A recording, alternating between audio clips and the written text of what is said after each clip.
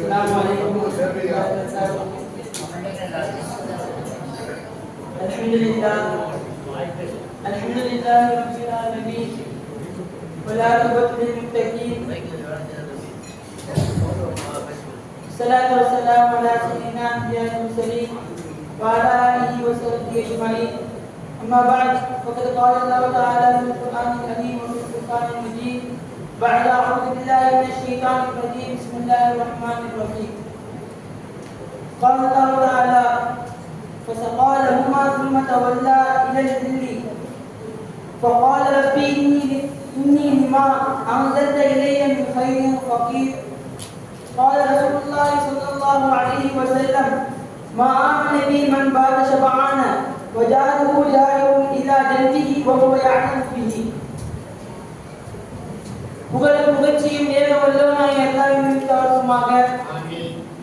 ஸலாத்தும் ஸலாமும் இப்பெருமானார் கண்மணி நாயகம் ரசூலே முஸ்தபா ஸல்லல்லாஹு அலைஹி வஸல்லம் மீதும் இன்னும் அஜிதாவான பின்பற்றிய சத்திய சஹாபாக்கள் தாபீன்கள் தபா தாபீன்கள் நாதாக்கள் சுஹதாக்கள் இன்னும் உலமாக்கள் அனைவரும் மீதும் இன்னும் இங்கு அமர்ந்திருக்க அனைவரும் உண்டாகுமாக.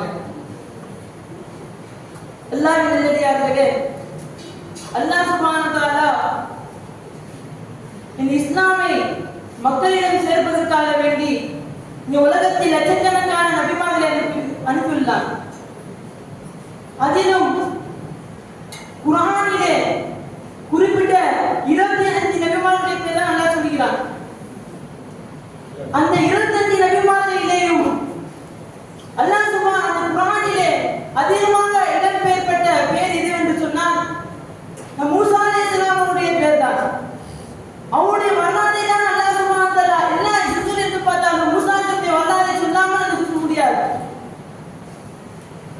அதன் அடிப்படையிலே அல்லாஹ் சுப்ஹானஹு வ தஆலா மூசாவுடைய விஷயத்தை நிறைய சொல்லி அவருடைய கிஸ்ஸாவை சொல்லும் பொழுது சூரத்துல் கஸஸிலே 24வது வசனமாக அல்லாஹ் சொல்கிறான் فسقى لهما ثم تولى إلى الظل فقال ربي إني لما أنزلت إلي من خير فقير. அதாவது அல்லாஹ் சுப்ஹானஹு வ தஆலா இதன் மூலமாக என்ன சொல்ல வருகிறார் என்று சொன்னால் மூசா அலைஹிஸ்ஸலாம் மிஸ்ர் தேசத்திலிருந்து மதீனாவுக்கு சென்ற பொழுது எதுவுமே சாப்பிடல, பசியான நேரத்தில் நிழல்ல சாய்ந்து அமர்ந்திருக்காங்க. அப்போ அவங்க கூடுதல பாக்குறாங்க, ஆடுகளுக்கு தண்ணி கொடுத்துருக்காங்க அவங்க.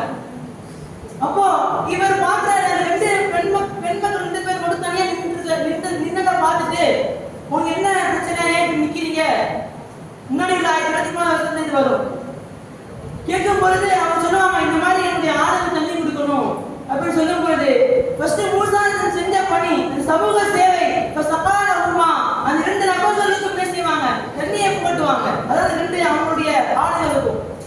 அதுக்கப்புறம் இதற்கு பக்கம் திரும்பி சென்று அந்த சமூக சேவை செஞ்சதுக்கு பிறகு அவர் அல்லாஹ்வை துஆ கேட்பார்கள். ஃபகால ரப்பி இன்னி லிமா அன்ஸல்த இலைய மின் கைரின் ஃபகீர்.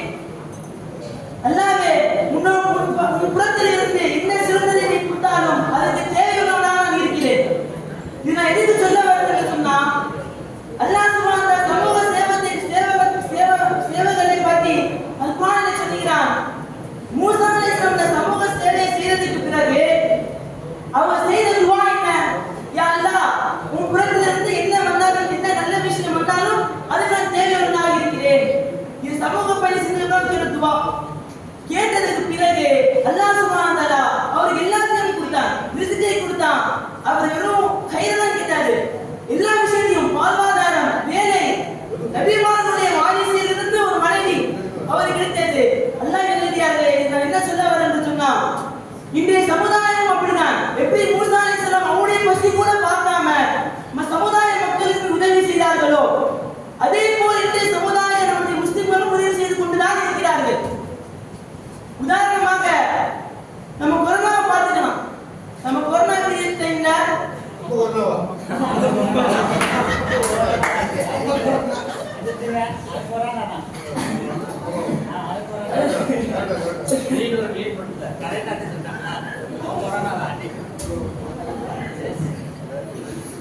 இது 3 விஷயம்.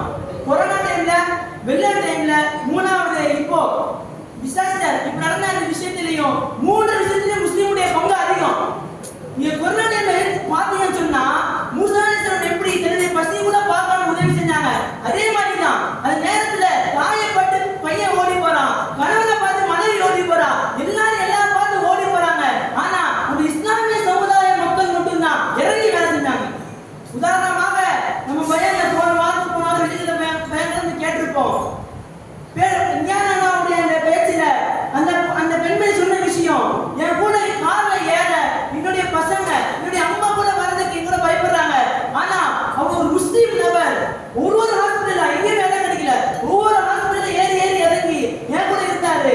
அவருடைய உயிரை கூட கருதாங்க. அல்லாஹ் நல்லடியார்களே, அப்துல் ஹக்கீம் என்ற நபர். அப்ப இன்றைய காலத்தில் இஸ்லாமிய சமூகம் மேம்பட வேண்டும் என்று சொன்னால் இந்த மாதிரி சமூகத்தை தேவை. அதே போலதான் ஃபிளட். இந்த ஃபிளட் எப்போ வந்துச்சோ, எப்போ இந்த பூந்தமல்லி ஜாமியா பள்ளி, இந்த பூந்தமல்லி ஜாமியா பள்ளியில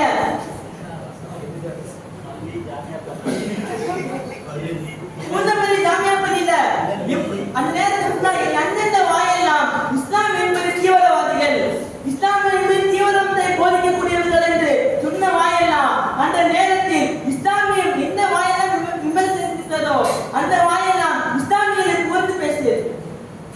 என்ன சொன்னா, ஒரு நபர் வராரு இந்த பள்ளிக்கு. எப்படின்னா, நான் வந்து மாலை போட்டிருக்கேன், எனக்கு நான் நான்வெஜ் சாப்பிட மாட்டேன், வெஜ் தான் சாப்பிடுவேன் அப்படி கேட்கும்போது நாங்க வெஜ் ரெடி பண்ணி வச்சிருக்கோம்.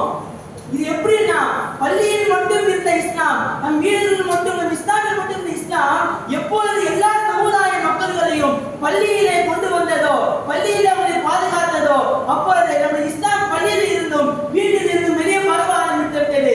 எவரெல்லாம் இஸ்லாமியை தீவிரவாதி என்று சொன்னாரோ அந்த வாயெல்லாம் இஸ்லாத்தை இந்த தவறான படத்தில் விமர்சனம் செய்ய வேண்டாம் என்று சொல்லி சொன்ன சம்பவம். அல்லாஹ் நல்லடியார்களே, இஸ்லாம் ஏற்படுவதற்கு முதல் காரணம் என்ன? இந்த மாதிரி இஸ்லாம் ஒரு சமுதாயம் செய்வதன் காரணமாக, சமூகத்துக்கு சேவை செய்வதன் காரணமாக தான் இன்றைய இஸ்லாமியர்களுடைய பேர் நல்லா வந்துட்டு இருக்கு.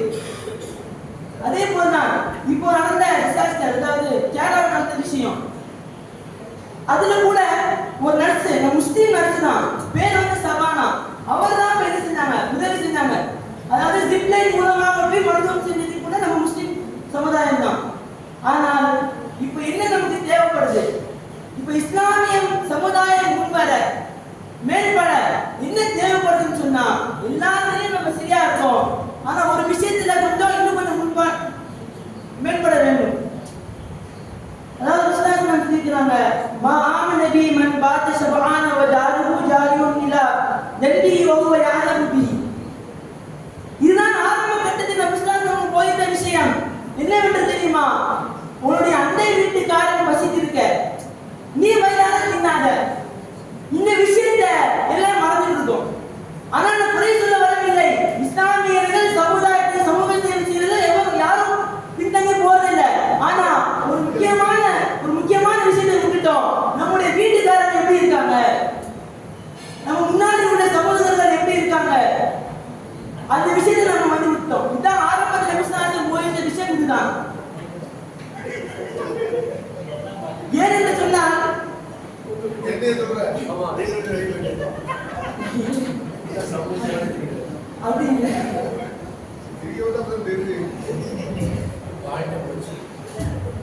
அதனால நம்ம ஃபர்ஸ்ட் நம்முடைய அண்டை வீடுகளை எப்படி பார்க்க வேண்டும். ஏன்னா இங்க எத்தனையோ பேர் பள்ளிக்கு வந்து உதவி செய்யுங்க, என் பிள்ளைக்கு கல்யாணம் வச்சிருக்கேன் அப்படின்னு கேட்கிறான். இதே அவனுடைய அண்டை வீட்டுக்காரன் அவனை எதிர்த்து கொஞ்சம் பார்த்து அவனே உதவி செஞ்சிருந்தா இப்ப நம்ம பள்ளிக்கு வந்து கேட்பாங்களா?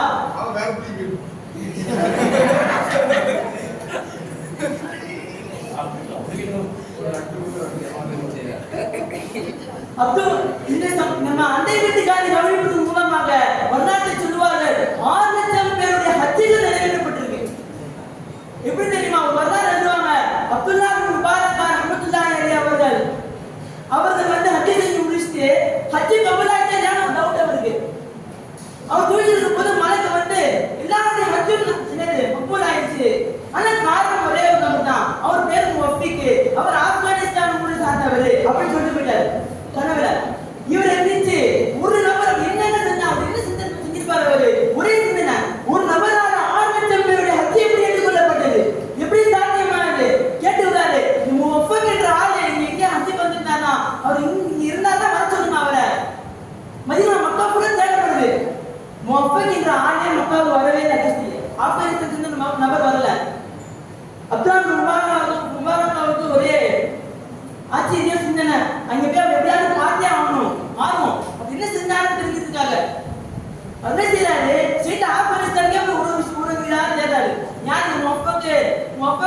மனிதர் இருக்கிறாங்களா, முஃபிக் என்ற மனிதர் இருக்கிறாங்களா தேடி பார்க்கிறாரு. கடைசியில அவர் சொல்றாங்க ஆமா இருக்கிறாரு. முஃபிக் என்ற நபர் சிறப்பு செய்யக்கூடிய ஒரு ஆளு, அவர் வீடு இந்த இடம் சொன்னா போய் சொல்றாரு.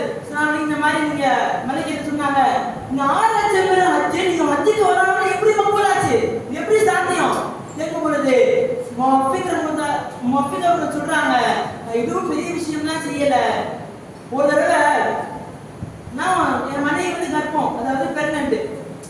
அப்ப என்ன செய்யறேன், நான் அவருக்கு வந்து பக்கத்து வீட்டுல ஸ்மெல் வருது, கறி சமைக்கிற ஸ்மெல்லு.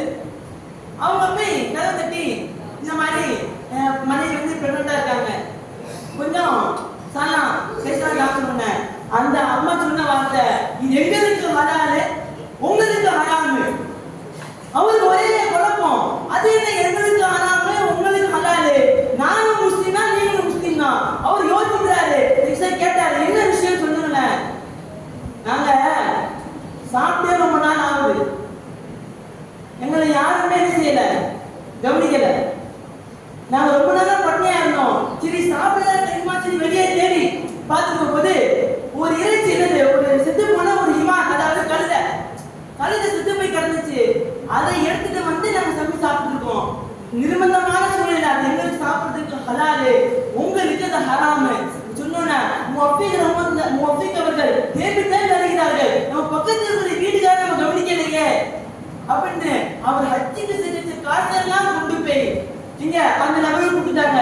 இது மூலமாக என்ன விளக்குதுன்னு சொன்னா, நம்ம அண்டை வீட்டுக்காரர்களை முதல்ல பார்க்க வேண்டும். இது முக்கியமான இதுதான், வித்தை தான். ஃபர்ஸ்ட் அவங்களை பார்க்க வேண்டும், அதுக்கு பிறகு மஹல்லா, அதுக்கு பிறகு வெளியுள்ள மக்கள்கள் எல்லாம் நினைக்கிறார்களே. இந்த விஷயத்தில் நம்முடைய இஸ்லாமிய சமுதாயம் பின்தங்கி இருக்கிறது. இதில் அவர்கள் மேம்பட வேண்டும். இதில் மேம்பட்டு விட்டால் நம்முடைய இஸ்லாமிய சமுதாயம் எல்லா இடத்திலும் மேம்பட வேண்டும். யாரும் அந்த சமுதாயத்தில் போய் கைது தேவையில்லை. இதை இன்னொரு விஷயம் சொல்லி முடிச்சிருப்பேன்.